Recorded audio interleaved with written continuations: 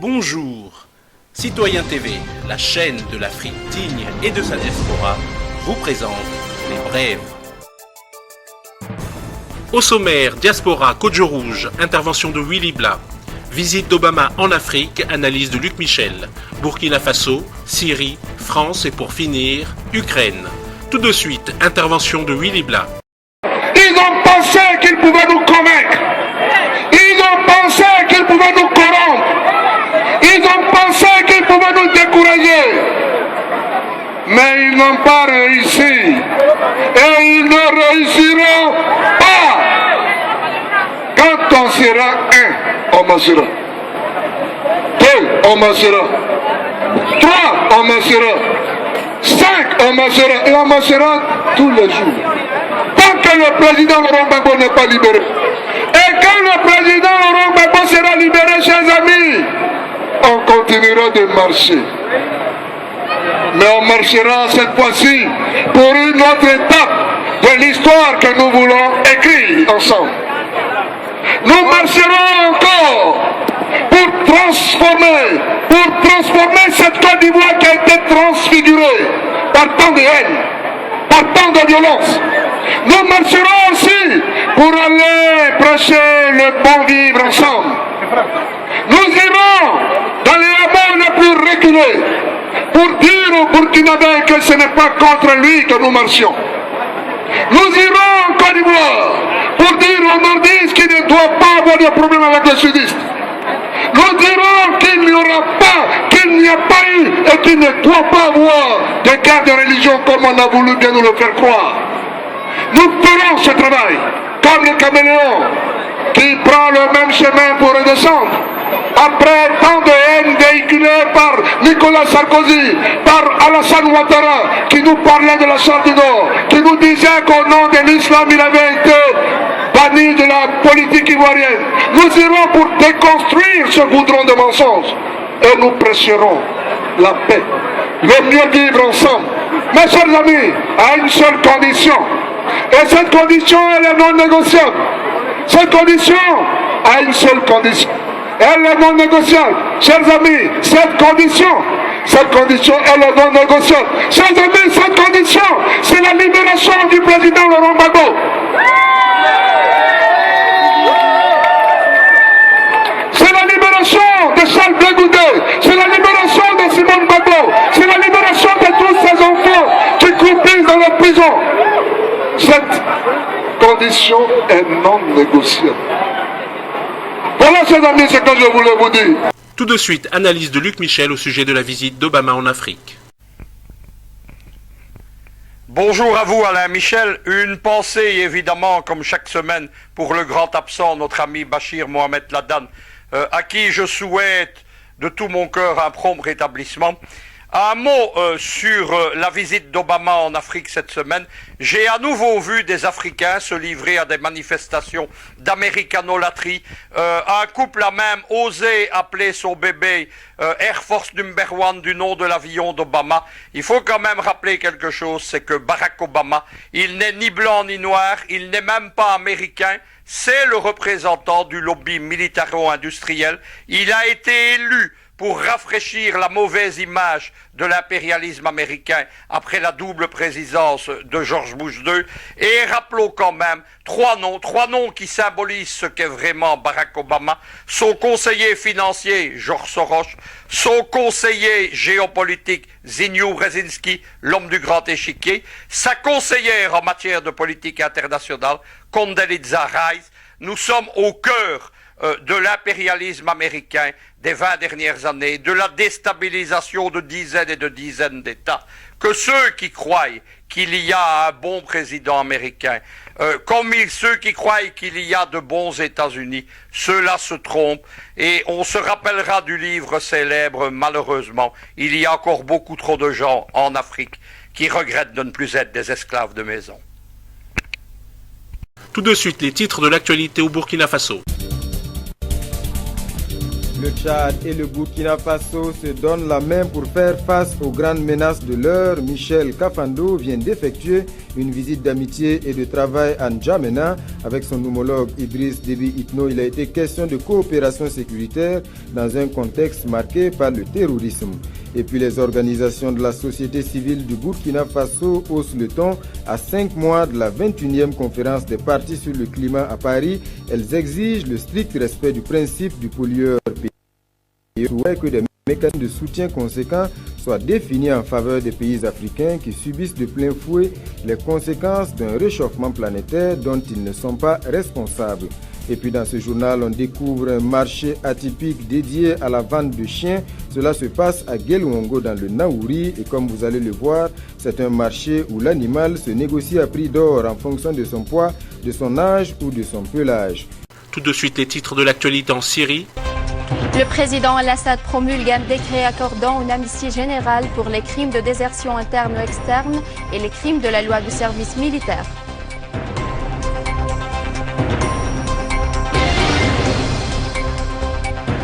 La conférence internationale d'information pour la lutte contre le terrorisme takfiriste clôture ses travaux élaborant une stratégie des médias incarnant les valeurs de notre civilisation.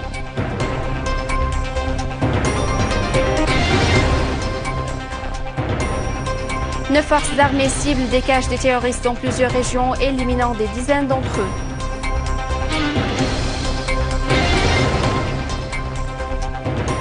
L'aviation des Saouds commet un nouveau massacre ciblant la ville résidentielle de la station d'alimentation d'électricité Al-Makha à Taz, où des dizaines de civils ont trouvé la mort. Tout de suite les titres de l'actualité en France. À la mode chez les politiques et les créateurs marketing, les produits fabriqués en France sont en pleine expansion. Nous nous sommes rendus dans une boutique Made in France, reportage exclusif. De retour de son tour de France des libérés de la sécurité sociale, Jean-Michel Lebotte dénonce un système de répartition spoliateur à tous les niveaux. Et pour notre grand angle, notre correspondant François-Marie Pommier est allé à la rencontre de Guillaume Lenormand et Mika. Quelque temps après leur retour du Donbass, ces volontaires pour combattre aux côtés des séparatistes reviennent sur cette expérience. Et pour finir, la situation en Ukraine. Il y a une question que je voulais te poser. On a ici eu beaucoup, eu d'informations sur la présence d'armées privées, en particulier les fameux académies ex-Blackwater, qui seraient part intégrante dans le conflit, qui participeraient au conflit. Qu'est-ce que tu peux nous en dire là-dessus ? Alors, les étrangers, en fait. Voilà, les mercenaires privés étrangers, quoi, si on peut dire. Ouais, il faut distinguer plusieurs catégories.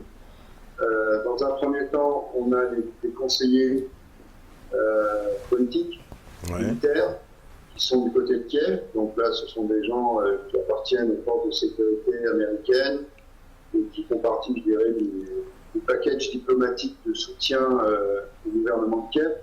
Donc on sait pertinemment que le SBU, par exemple, ukrainien, est actuellement dans son troisième étage, entièrement occupé par des conseillers de la CIA, du NSA, bref, des Américains qui viennent un peu leur apprendre comment fonctionner, s'ils ne savaient pas le faire. Ensuite, on a des étrangers qui viennent encadrer l'instruction de l'armée ukrainienne. Donc on commence déjà à descendre vers le niveau militaire. Donc là, on sait qu'il y a des Américains, des Polonais, des Lituaniens, des Géorgiens. Il y aurait un ou deux Français. Alors, ils sont généralement issus des forces spéciales, de régiments particuliers. Ce sont des russophones qui ont des spécialités et qui viennent en gros faire les instructeurs militaires pour les recrues de l'armée ukrainienne. Ensuite, on a des étrangers qui viennent, mais sous couvert de sociétés privées. Donc c'est un peu facile comme solution. Les Américains ont testé ça pas mal d'années. Ils l'ont vraiment mis en œuvre en Irak, par exemple. Donc on sait très bien, on a le nom Blackwater revient sur toutes les lèvres, même si cette société officiellement n'existe plus. Donc en fait, ce sont des gens, qui sont-ils? Alors certains sont des civils, d'anciens militaires, qui veulent reprendre une arme, toucher un gros salaire et continuer un métier correspondant à leurs compétences acquises pendant leur période militaire. Mais on peut aussi avoir des gens, et ça on en a des preuves maintenant, qui sont en situation de disponibilité. Donc ce sont des cadres, généralement sous-officiers, voire officiers de forces spéciales, de militaires, qui à un moment donné sont mis en disponibilité pendant 1 an, voire plus, intègrent une société privée, donc pour eux c'est que du bonheur, parce qu'ils touchent un salaire largement supérieur à celui que leur octroie le ministère de la Défense actuellement. Ils ont en plus souvent un équipement qui est meilleur. Et lorsqu'ils quittent cette société privée, ils peuvent réintégrer donc leur unité initiale en ayant le bénéfice de l'ancienneté. Donc leur bénéfice d'ancienneté continue à courir, ils vont dans une société privée et ils reviennent.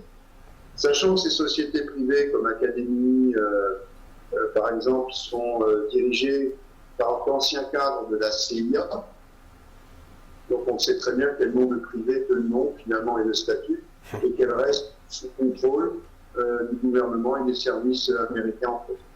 Mais qui les rémunère, ces gens-là? Qui paye cette armée privée? C'est le fonds, les Congrès, ils ont un fonds mais monstrueux, parce que combien ça représente, c'est plus de 100 millions de dollars qui est destiné justement à soutenir. C'est une espèce de caisse noire officielle, avec dont l'usage n'est pas prédéfini. Voilà. Il y a un fonds de roulement qui est une espèce de réserve justement destinée à pourvoir les actions diverses et multiples. Alors c'est dans le domaine des ONG, pour les fameuses révolutions colorées, il suffit de voir les aides qui ont été données, alors c'est des fois des groupes de 30, 40, 50 personnes, comme il s'appelle Nemtsov, celui qui est mort à Moscou, et il était à la tête d'une ONG qui représentait une poignée de personnes, mais qui touchait chaque année, je ne sais plus l'enveloppe qui touchait de la part du département américain, c'était monstrueux. Donc, tout ça, ce sont des enveloppes destinées à déstabiliser des pays, et il y a également des enveloppes destinées justement à fournir officiellement assistance et moyens à des sociétés privées. Sauf que dans l'assistance et les moyens, on a des salaires des contracteurs, comme on les appelle, des contracteurs. Et enfin, je dirais quand même, je tiens à préciser que les derniers étrangers qu'on peut voir au service de Kiev, ce sont des étrangers qui interviennent officiellement sous couvert de l'OSCE. Puisque l'OSCE, il est temps qu'on en parle, c'est une organisation soi-disant pour la sécurité et la coopération en Europe, et qui en fait s'avère une bande de collaborateurs éhontés. Lorsqu'il y a un bombardement de l'armée ukrainienne, ils ne sont jamais présents, ou quand ils sont présents, ils ne désignent pas le coupable du bombardement. Systématiquement, ils font du freinage pour que les crimes de Kiev soient le moins possible de dénoncer. On se demande vraiment ce qu'ils font ici. Et moi, je les soupçonne même de donner du renseignement à l'armée de Kiev. C'est-à-dire qu'ils profitent en fait de leur mission d'observation au sein du Donbass, puisqu'ils visitent les lignes de front, ils sont sur tous les endroits un peu sensibles tenus par les forces républicaines. Et je ne serais pas surpris de voir dans leur rapport quelques éléments précis, en fait, révélant les positions des états-majors, éventuellement des unités particulières dépendant des blocs postes, etc.